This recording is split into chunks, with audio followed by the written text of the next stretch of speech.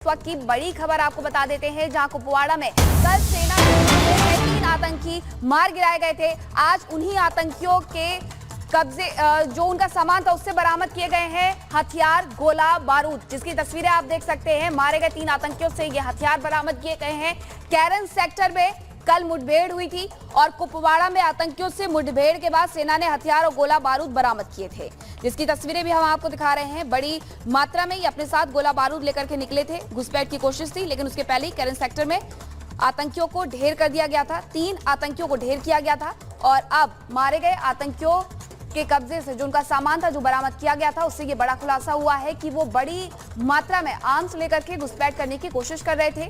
Grenade थे उनके पास, कई राउंड मैगजीन थी उनके पास, बंदूक थी उनके पास। ये तस्वीरें आप देख सकते हैं, जहां कैरन सेक्टर में जो ये आतंकियों के साथ मुठभेड़ हुई थी, उसके बाद ये सब कुछ बरामद उन्हीं मारे गए 3 आतंकियों के पास से किया गया है। तो ये तस्वीर भी आप देख रहे हैं, कल आतंकी मारे गए थे और कुपवाड़ा में आतंकियों से हथियार बरामद किए गए। इस पर ज्यादा जानकारी के लिए गुरसिमरन हमारे साथ जुड़ गए हैं। गुरसिमरन, क्या कुछ अपडेट्स आपके पास?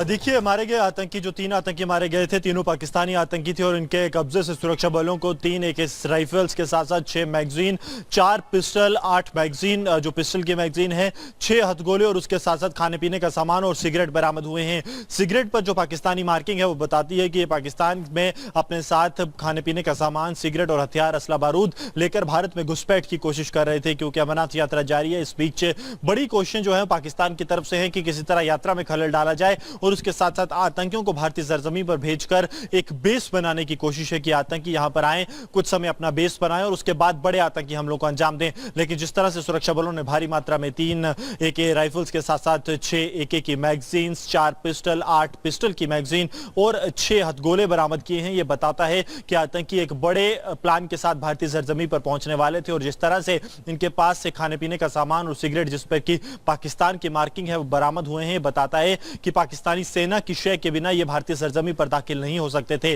खासतौर पर जब बात लाइन ऑफ कंट्रोल की जाए, जहां एक चुनौतीपूर्ण इलाका है, हर चप्पे चप्पे पर सुरक्षा बलों की नजर है, वहां पाकिस्तानी सेना की शय के बिना ये आतंकी नहीं घुसपैठ कर सकते थे। लेकिन लगातार पाकिस्तान और पाकिस्तानी सेना भी ये चाहती है कि जम्मू कश्मीर में हालात खराब किए जाए और उसी के चलते इन आतंकियों को देर सुबह जो है कल तकरीबन 9-10 बजे घुसपैठ करवाने की कोशिश थी, लेकिन खराब मौसम के चलते भी सुरक्षा बल लगातार सुरक्षा में पूरी तरह से चाक चौबंद थे और यही कारण है कि घुसपैठ की बड़ी कोशिश को नाकाम करते हुए 3 आतंकियों को मार गिराया है। अभी भी इलाके में ऑपरेशन जारी है। जम्मू कश्मीर पुलिस और भारतीय सेना की तरफ से संयुक्त अभियान किया गया था, जिसमें कि 3 आतंकियों को मारने में सुरक्षा बलों को सफलता मिली है। जी बिल्कुल, 3 आतंकियों को मार गिराया गया और इसी के साथ मारे गए आतंकियों से क्या कुछ बरामद किया गया है, वो लगातार तस्वीरें आपको दिखा रहे हैं। सेना की तरफ से क्या कुछ बयान सामने आया है, वो भी सुनिए।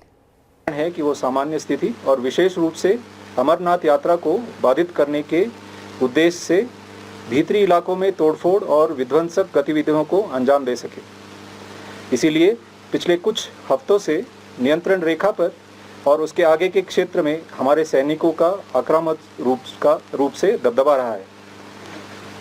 12 जुलाई को हमारे खुफिया एजेंसी द्वारा विशेष सूचना दी गई थी, जिसे बाद में जम्मू कश्मीर पुलिस द्वारा भी पुष्टि किया गया कि विदेशी आतंकवादियों की एक टोली कैरन सेक्टर के माध्यम से घने जंगल और नालों के किनारे घनी झाड़ियों का लाभ उठाकर घुसपैठ करने की कोशिश कर सकते हैं। इसी अनुसार पूरे क्षेत्र की निगरानी बनाए रखने के अलावा घुसपैठ के ज्ञात मार्गों पर 13 और 14 जुलाई की रात से सेना, BSF और JKP द्वारा संयुक्त रूप से कई घात या एम्बुश लगाए गए थे। पूरे क्षेत्र में 24 घंटे सैनिकों द्वारा हाई अलर्ट बनाया रखा गया था। 14 जुलाई को लगभग 1500 बजे नियंत्रण रेखा के पार पाकिस्तानी सेना के नियंत्रण वाले क्षेत्र में 3 आतंकवादियों की गतिविधि देखी गई। कई उच्च तकनीक वाले निगरानी उपकरणों का उपयोग करके आतंकवादियों की गतिविधि पर लगातार नजर रखी गई। घने जंगल और खराब मौसम का लाभ उठाते हुए आतंकवादी नियंत्रण रेखा के पार घुस गए और बाढ़ की ओर बढ़ने लगे।